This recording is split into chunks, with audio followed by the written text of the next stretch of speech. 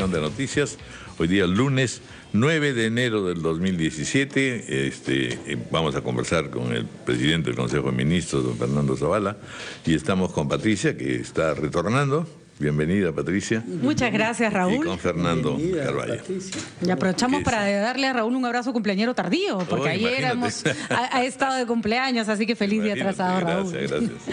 Bueno, bienvenido, presidente del Consejo de Ministros, don Fernando Zavala. Gracias por la invitación, Raúl. Hemos estado conversando con el propio presidente hace pocos días, y en general todo el país está preocupado y especialmente atento para ver esta historia de cuántos decretos son, los decretos legislativos que indudablemente han significado en primer lugar un trabajo arduo, y por el número de decretos también uno se pregunta, ¿es necesario tener tantos decretos? Y de ahí viene la otra cuestión, que es que algunos parlamentarios dicen, bueno, pero muchos de estos decretos no se ajustan a las facultades y en consecuencia se están sobrepasando. Puede que sea entusiasmo, puede que sea necesidad. Yo quisiera que nos diera, independientemente de que después analicemos sector, área por área, que son las priorizadas, digamos, en el conjunto de estos ciento y tantos decretos, que nos diera un poco el panorama. ¿Qué cosa es lo que se procura? Es prácticamente la inauguración, ya no de discursos políticos, sino la inauguración propiamente dicha de una administración que aspira a varias cosas. Primero, a ser muy efectiva. Segundo, a corregir una serie de problemas, deudas, conflictos. Y, en tercer lugar, poder darle al país una visión mucho más optimista. Gracias, Raúl, por la oportunidad. El presidente Pedro Pablo Kuczynski lo tenía muy claro antes de empezar su mandato. Él sabía que habían determinados temas en los cuales debíamos hacer cambios importantes. El presidente Kuczynski nos dio esta idea de sentido de urgencia. Realmente teníamos mucho por hacer y en algunos casos teníamos que cambiar ciertas leyes. Lo importante es, nosotros hemos trabajado en dos vías. Una es, desde agosto comenzamos a trabajar en todos los temas que podíamos hacer sin cambios en leyes. Sin embargo, sí habíamos identificado, Raúl, que habían determinados sectores y algunas leyes que se tenían que cambiar. Y nosotros lo avisoramos en términos, oye, necesitamos simplificar el Estado, necesitamos destrabar ciertas cosas que están trabadas y por otro lado también reactivar ciertas cosas. Y es ahí donde nos hemos centrado. Hemos sacado 112 decretos legislativos. Te cuento que al principio muchos me criticaban porque me estaba demorando y no publicaba las cosas. ¿Por qué, Raúl? Me preocupé mucho en asegurar que lo que estábamos haciendo tenía impacto en la ciudadanía y además cumplía con todas las normas legales vigentes, la Constitución y las facultades delegadas. Entonces creamos un grupo de especialistas en economía, especialistas en Constitución, en temas administrativos y de la PCM, que revisaran todos los decretos antes que salían. Después nos fuimos a que los viceministros revisaran y después llegaban a ser revisados por los ministros. Queríamos asegurarnos que lo que hiciéramos estuviera dentro del marco de la ley y dos, realmente tenga impacto en el ciudadano. Acá no se trata de tener leyes que se van a ejecutar más adelante. Significa que esas mismas leyes, desde el momento que se están dando, tienen un impacto en el ciudadano. Estas no son leyes para el Ejecutivo, no son leyes para el gobierno del Pedro Pablo Kuczynski. Estas son leyes para el ciudadano y también para la micro y la pequeña empresa especialmente.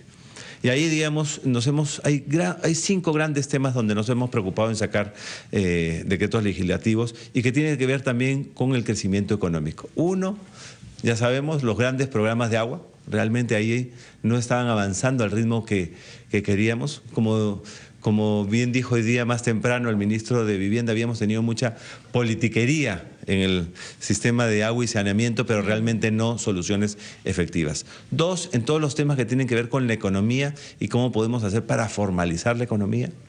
3, un tema conocido que está hoy en los titulares, el tema anticorrupción. Hemos tomado medidas para que casos como Odebrecht no nos pasen hacia futuro y podamos accionar como Estado rápidamente. 4, un tema que conocemos, seguridad ciudadana. ¿Cómo podemos hacer para realmente dar soluciones efectivas al ciudadano en términos de seguridad? Y quizás el quinto componente, uno de los más interesantes es simplificarle la vida a la gente y simplificarle la vida a las pequeñas empresas. Cosas tan básicas como, oye, el Estado necesita un sistema de interoperabilidad. ¿Qué significa?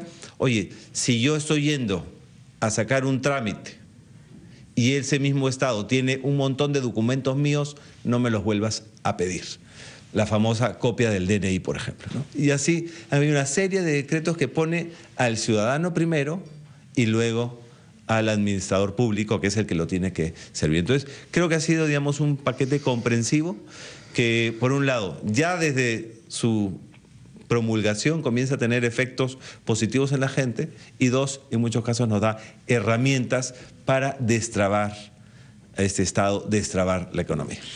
Ese de destrabar la economía precisamente es lo que interesa. No es la que se divulga más en general, ni ocupa mucho de las opiniones periodísticas y tal, pero sin duda la pregunta, y yo he leído un artículo del exministro Segura diciendo la verdad, es que no están haciendo nada y lo que lo están haciendo mal. Digamos, es comprensible que pueda dar esos juicios también. Pero lo que quiero decir es, hay todo un fondo muy difícil de entender para poder decir exactamente si está caminando por un camino correcto en materia de economía y qué resultados se esperan en el primer año, en el segundo año, en fin. Aquí hay necesidad de una claridad y no solamente una esperanza, sino francamente de calidad y cantidad. Sí, yo no voy a comentar sobre el artículo. Yo, por ejemplo, cuando fui ministro de Economía decidí durante un año no escribir, ni criticar, ni hablar sobre mi reemplazo, porque realmente, oye, tú vienes ahí de estar en la cancha y a veces estás en contra de lo que pasa y el siguiente, y ven las críticas y las peleas, ¿no? Pero digamos, más allá, parte de los decretos legislativos justamente lo que buscaban es crecer. ¿Qué pasaba, Raúl? Y lo he dicho en esta radio también. La inversión, para crecer necesitamos inversión. Y para esa inversión necesitamos la inversión pública y la inversión privada. Y estas cifras no me dejan mentir. En los últimos 2 o 3 años, las cifras de crecimiento de la inversión privada eran negativas. Es decir, no crecíamos, sino decrecíamos. Y a nivel de inversión pública, también decrecíamos. Entonces, lo único que hemos hecho es, oye, ¿qué pasa? ¿Por qué no está creciendo estas inversiones? Y hemos sacado una serie de decretos que ayudan al crecimiento. Por ejemplo, una nueva norma de inversión pública, Invierte Perú, donde en verdad pones claramente lo que se necesita, cierre de brechas y cómo eso puede tener impacto en el ciudadano. Una nueva ley para promover las APPs, que tienen que ver con la inversión privada, facilitando que realmente haya inversión. O la nueva regla de obras por impuestos. Entonces, hemos definido una serie de mecanismos para que la inversión pueda volver a crecer. Tanto la inversión pública, que depende del Estado, como la inversión privada, que no depende de nosotros, pero nosotros sí podemos tener un componente importante. Nosotros queremos crecer, nuestra meta es 4.8% este año, el consenso dice que estamos en 4.2, así que vamos a tener que hacer esfuerzos extraordinarios realmente para crecer. Quizás este año va a ser, estamos cerrando, digamos, en 3.9, 4, tenemos que dar un salto cualitativo, pero además, Raúl, con estas normas lo que nos permite es programar los crecimientos de los próximos años, crear las bases para que este año sea 4.8, pero en los siguientes años podamos llegar por encima del 5%. ¿La predictibilidad no se afecta con la reducción del IGB? ¿Cuáles son las condiciones por las que finalmente esta medida se aplicaría, ¿no? Hemos sido muy prudentes ahí. Ustedes saben, el presidente Kuczynski considera que formalización es de los temas más importantes que tenemos que revertir, y hay varias normas ahí que podemos conversar sobre formalización. Y la reducción del IGB ayuda en esto. Lo que hemos visto es que la recaudación no viene tan bien como creíamos. Estamos tomando medidas desde la SUNAT, desde el Ministerio de Economía. Entonces, lo que hemos dicho es, si en 6 meses la recaudación no cruza cierto umbral, en verdad no tiene sentido disminuir el IGB porque tendría impacto en las cuentas fiscales. Lo peor que podemos tener este año es, oye, no tener los ingresos para ejecutar toda esa inversión pública y todos esos programas sociales que queremos tener. Entonces le hemos puesto un gatillo. Si a determinado momento no llegamos a esa recaudación que queremos, tendremos que postergar lo que es la reducción del IGB. Creo que es una norma prudente. Sí. De acuerdo. Y eso, digamos, si en determinado momento no se logra la recaudación, la ley ya no se aplica, ¿se tendría que crear otra ley? Exactamente. es un gatillador, ¿no? Si es que no llegas a esta meta de recaudación, no surte efecto la disminución del IGB y tendrás que mandar una ley al Congreso. ¿En qué sentido o qué cosa implica la reorganización de Petroperú? Que es uno de los decretos importantes. Mira, ahí tenemos varios temas. Petroperú es una empresa que no se había reestructurado ni reorganizado hace mucho tiempo. Sin embargo, tiene uno de los proyectos en términos de monto más importantes. No es un proyecto que lo haya hecho este gobierno, pero sí es un proyecto, digamos, de Estado, que viene de otro gobierno. Talara. Entonces, lo que veíamos nosotros es que la proyección de ingresos, como estaba estructurado Petroperú, digamos, porque además ellos son los que tienen que cumplir con esta. Al final tenemos que buscar el financiamiento y repagarlo en el tiempo. Entonces, lo que nos permite es, uno, asegurar los activos en términos del oleoducto norperuano. Hemos establecido ahí varias normas que aseguran, digamos, no aseguramos al 100%, pero digamos, se crean las condiciones para que no nos veamos afectados, por ejemplo, con ciertas intervenciones que hemos tenido que no eran deseadas y que afectaban el oleoducto. Dos, permite reestructurarse a Petroperú. Tres, le permite mejorar el acceso al financiamiento de Petroperú. Y cuatro, también le permite modernizarse en términos de llamar a los mejores para que puedan ayudar a operar esta empresa que es una de las más grandes que tiene el Perú. Pero Talara sigue. Perdón, vamos a hacer Talara sigue. Una pausa y continuamos.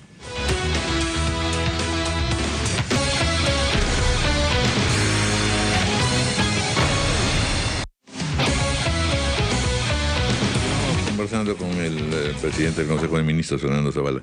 Le quiero hacer una anotación nomás.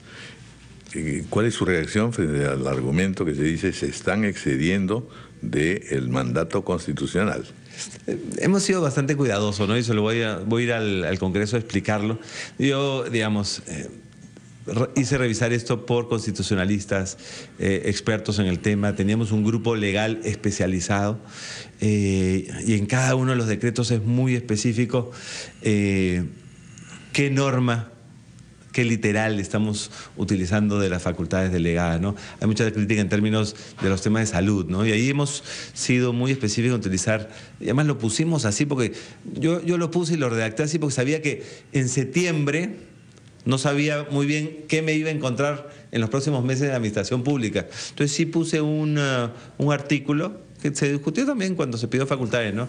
Oye, para simplificar y optimizar actividades, funciones del Estado en beneficio del ciudadano, ¿no? Entonces es algo que te dice, oye, tú puedes mejorar, optimizar la administración pública de cara al ciudadano. Pero lo iré a explicar. Creo que hemos utilizado bastante bien las facultades, nos hemos cubierto legalmente. Yo también tuve facultades hace muchos años. La diferencia ahora, nos hemos profesionalizado, ¿no? Para cada decreto hay un informe del sector que lo está haciendo, hay el informe de alguien que se está oponiendo, así que nos hemos cuidado bastante bien de utilizar, no ir más allá de las facultades que nos ha dado este Congreso. Ahora, usted sabe, ministro Zavala, porque ha citado ese famoso artículo, optimizar servicios del Estado, sí, que se hace el reproche de que se ha jalado excesivamente ese criterio genérico para modificar la estructura y la autonomía del Instituto Nacional de Enfermedades Neoplásicas, que es el tema que más críticas ha causado hasta ahora. Se dice que de ese intitulado genérico, optimizar servicios del Estado, resulta demasiado abogadil, si cabe la expresión, sacar una conclusión que ha sido criticada ya acá por el presidente de la Comisión de Constitución y hoy en la prensa por la vicepresidenta del Congreso, señora Bartra, ¿no? Que dicen que se está excediendo justamente en el sentido de lo que presentaba Raúl Vargas, que no cae estrictamente dentro de los parámetros fijados por la ley facultativa. Es interesante, todo el mundo se ha centrado en el tema del INEM. En salud hemos sacado como 7, 8 decretos legislativos que realmente van a cambiar el sistema de salud en el Perú. Digamos, el INEM es una parte de eso, pero no es quizá la más importante. Pero, por ejemplo, ¿qué hemos hecho? Los certificados de nacimiento que sean digitales. Oye, eso cruza la administración pública, cruza el sistema de salud y vamos a realmente facilitarle la vida a los peruanos, todos van a tener el mismo, digamos, expediente clínico digitalizado. 2, nos hemos metido con telesalud, que es una modernidad que ya están utilizando muy fuerte en otros países que nosotros no habíamos podido avanzar necesariamente. Al igual que se ha optimizado temas del INEM, también lo hemos hecho con el IGES, que era una institución muy criticada, que en verdad le quitaba funciones al Ministerio de Salud. Hemos hecho también reformas al sistema integral de salud. Entonces, en salud la verdad que hemos hecho cambios importantes. También está DIGESA y DIGEMIT. Le hemos dado mayor espacio, por ejemplo, a DIGEMIT para que realmente se preocupe de la fiscalización y supervisión de los medicamentos. Antes estaba tenía no sé cuántos procedimientos, etcétera, que no le daba el tiempo para realmente fiscalizar. Entonces, hemos modernizado el sistema de salud. En el tema particular del INEM, creemos que estamos en el camino correcto. Creemos que, digamos, es una institución que maneja más que varios ministerios y sí creemos que tiene que tener los mismos sistemas de control que existen en otras instituciones, pero sí nos tenemos que asegurar, y ese es el compromiso de la ministra y del gabinete, de que los servicios no solo sean como están ahora, sino mejoren y mejoren sobre todo para todos. Ahora, Manuel Pulgar Vidal, ex ministro del Ambiente, dice que el decreto legislativo 1351 perdona delito de minería ilegal y que este es un retroceso producto del pacto del Ministerio de Justicia con los operadores. Específicamente, según el decreto, no deben ser sujetos de sanción las personas que están en la última parte de su proceso de formalización y los que hayan empezado a registrarse para formalizarse. ¿Por qué la crítica de Pulgar Vidal? ¿Tiene razón, no tiene razón? ¿Están siendo muy blandos? Nuevamente, no quiero criticar a exministros. Me voy a centrar en nuestra norma, ¿no? Nosotros lo que teníamos es, primero, nosotros no pactamos con operadores. Y segundo, creo que todo el mundo sabe, el proceso de formalización de la minería informal, de la pequeña minería artesanal, no ha funcionado. O sea, hemos estado 2 años con decretos legislativos y la verdad que no ha funcionado. Y nosotros hemos ido a reformar le hemos cambiado. Realmente nosotros sí queremos formalizar. De acá a veces se confunde, pero hay minería ilegal, ¿no? Esa que no está permitida en zonas que no están permitidas, en cursos de agua, a veces con elementos nocivos a la salud, etcétera. O en zonas protegidas, por ejemplo. Eso no se puede. Y eso no ha cambiado y esas zonas llegarán. Y es más, ahí vamos a ser más duros que nunca. De acuerdo. Sin embargo, hay esta minería informal. Ellos que en verdad, porque las instituciones no están cercanas, porque la SUNAT es complicada, porque el municipio no me permite, porque en verdad me voy a registrar y me piden plata, etcétera. Ahí sí lo que estamos diciendo, oye, este es el nuevo mecanismo. Y estamos dando 3 años de plazo para que exista formalización de verdad, cambiando un poco bastante lo que existía antes. Y lo que estamos diciendo, si tú estás ya inscrito y tienes un plan de formalización que se va a dar en los próximos años, no te consideramos minería ilegal y no te vamos a caer. Sin embargo, si no te inscribes, sin embargo, si te vas a la minería ilegal, te vamos a caer. De acuerdo, se está privilegiando la voluntad de formalización antes que el tratando digamos, creo que antes lo contabas con los dedos de la mano cuántos se habían formalizado. Realmente estamos acá hablando de miles, decenas de miles de personas y decenas de miles de pequeñas mineras informales que tenemos que formalizar. Si nosotros estamos apostando en grande. Otro de los ejes por los cuales pidieron facultades delegadas es seguridad ciudadana. No hemos hablado de eso hasta ahora, curiosamente, y quizá porque si bien era muy importante al principio, ha ido viéndose desplazado por corrupción y por reactivación económica. Pero en todo caso hay importantes decretos que tienen que ver con unas sanciones más severas para delitos de bandas organizadas y de feminicidio. Hay una reforma del INPE también y medidas respecto de la policía. ¿Qué es lo más importante? ¿Qué es lo que va a percibir el ciudadano para convencerse de que están siendo eficaces en la lucha por la seguridad ciudadana? Quizás el paquete más importante que hemos dado es en justamente seguridad ciudadana. Quizás no lo hemos comentado en los últimos días, porque la verdad el Ministerio del Interior hizo un trabajo muy exhaustivo y nos comenzó a presentar los decretos desde el principio. Entonces ya habíamos sacado muchos en octubre, en noviembre, quizás quedaron algunos para esta última etapa. Ahora, ¿cómo lo va a ver el ciudadano? Lo va a ver con más policías en los barrios, lo va a ver en sus comisarías.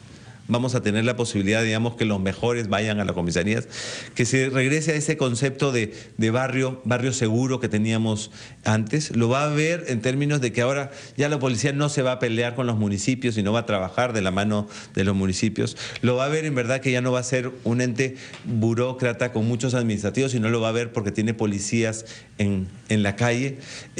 Lo va a ver en verdad porque hoy ya los policías probos, etcétera, se les premia, se les reconoce y se le castiga a esos policías, digamos, que están contra la ley o que promueven las coimas, etcétera. Entonces, hemos cambiado la institucionalidad de la policía para bien, fortaleciendo esa institucionalidad, fortaleciendo el trabajo fuera del sistema administrativo en las comisarías, pero también hemos fortalecido las penas para aquellos bandidos. Esto va a ayudar a fortalecer lo que ya tenemos, que es el sistema de recompensa que funciona muy bien, va a ayudar a fortalecer el programa de barrios seguros que ya tenemos.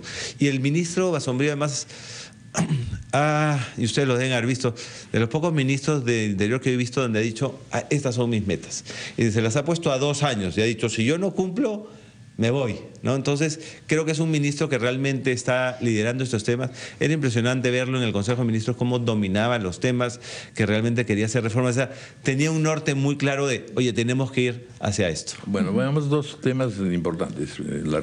Hacemos una pausa, me dicen, la reorganización de Petroperú y el tema del agua, que es el predilecto de esta administración, no dudarlo. Todos nos bañamos en esa agua. Pausa.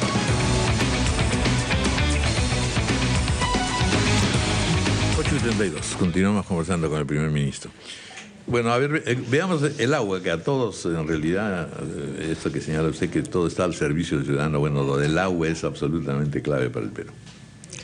Bueno, le cuento, ¿no? Y ahí, digamos, la idea básica es 2.000 millones de soles. Estamos hablando de que vamos a implementar 1.250 proyectos de inversión para ponerle agua en todo el Perú. La otra vez estuve en las comunidades cercanas al río Marañón. Era impresionante, no tienen agua, está el río.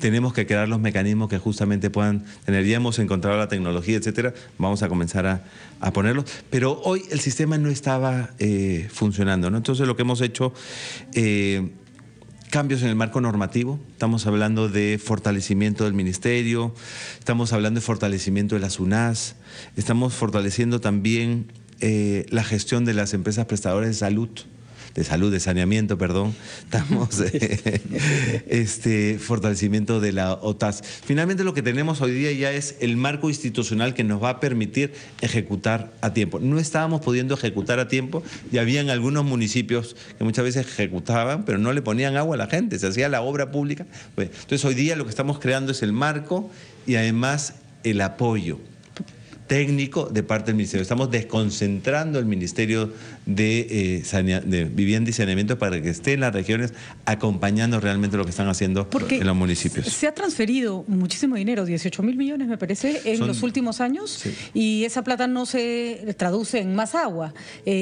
¿Qué va a pasar? Porque plata se va a tener que seguir poniendo.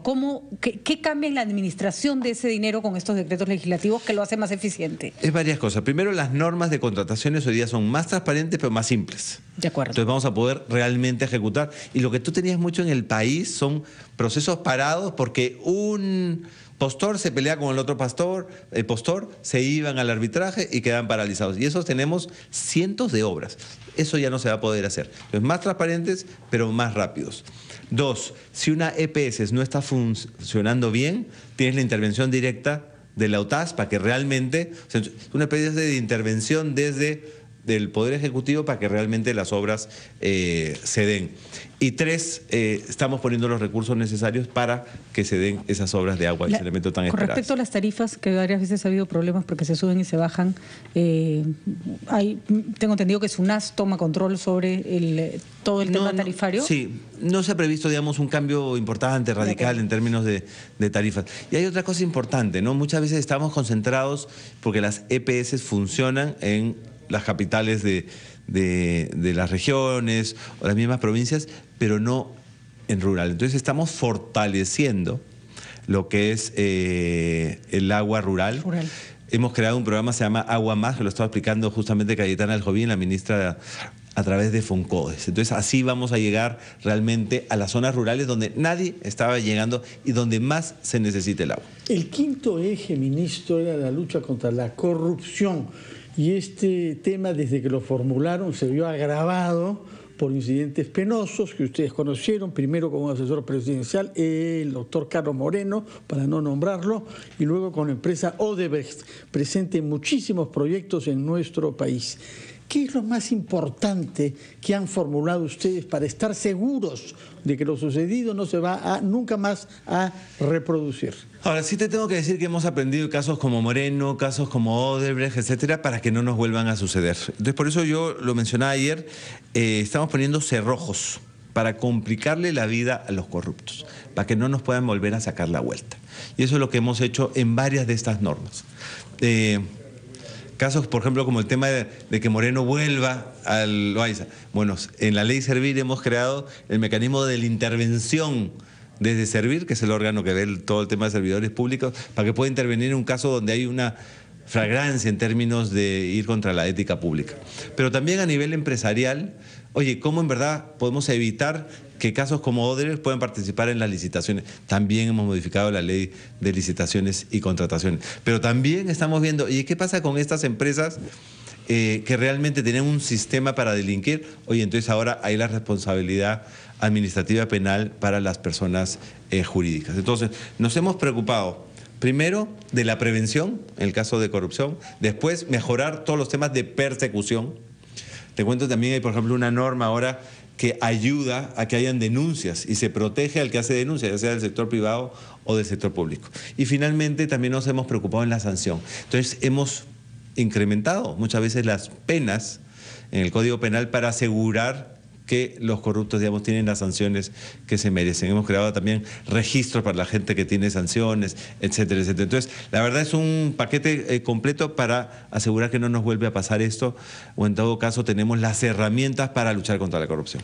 ¿Cuál es el sentido de haber modificado las consideraciones para contratar personal en el Estado? Hay mucha crítica del sector académico con el decreto 1337. Sí, hay una confusión terrible, ¿no? Que dicen que el grado de magíster, doctor, vale lo mismo que bachiller y que con eso se han bajado los estándares y que incluso se afecta a lo que la ley universitaria proponía. Es impresionante, pero y ahí también tengo que reconocer mi culpa, tenemos que salir a explicar más.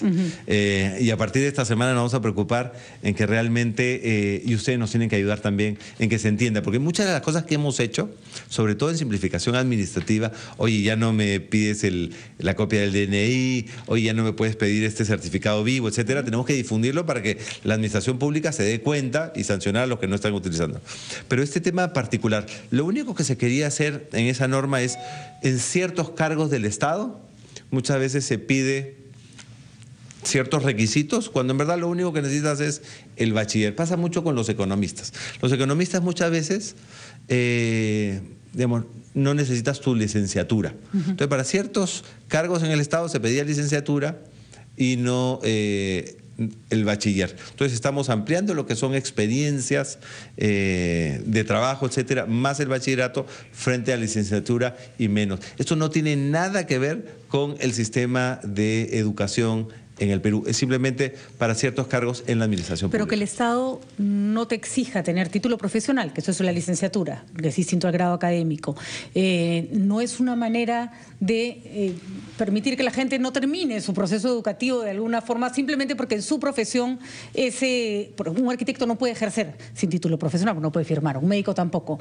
un economista sí, pero eso lo exime de tener su título. En estos mundos modernos en que en verdad, oye, terminas bachiller de economía, pero después en verdad quieres ser arquitecto y te vas a otra profesión, etcétera, yo creo que en verdad irte hasta la licenciatura no es necesario. O sea, en ciertas profesiones definitivas, un abogado no puede ejercer, un arquitecto no puede firmar, un ingeniero tampoco, etcétera. Pero digamos, para ciertos casos en la administración pública no lo necesita. Entonces, simplemente no es que se relaje, simplemente cambias el estándar. Esto no va a afectar, digamos, nada que tiene que ver con la educación pública, con las leyes universitarias, las leyes universitarias. Solo estamos hablando en ciertos aspectos de contratación en la administración pública. Hay un aspecto que me interesa preguntarle, que es en lo que se refiere a las relaciones del Ejecutivo con los gobiernos regionales. Ah, eso es interesante. Ahí hemos dicho, el propio presidente ya nos ha señalado que en realidad ustedes se multiplican, viajan muchísimo más, en fin,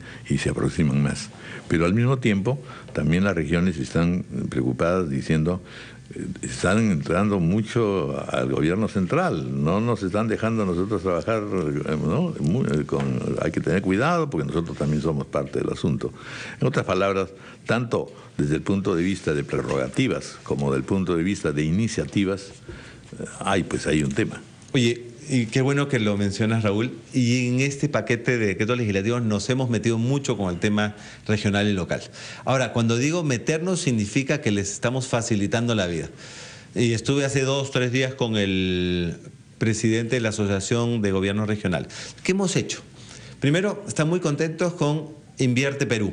Realmente les cambia la vida, realmente hoy van a poder hacer proyectos de inversión ágiles, rápidos y en beneficio del ciudadano. Y lo que hemos quedado más, vamos a compartir con ellos la reglamentación para asegurar que en la reglamentación no volvemos a sistemas anteriores. 2, el sistema de contrataciones.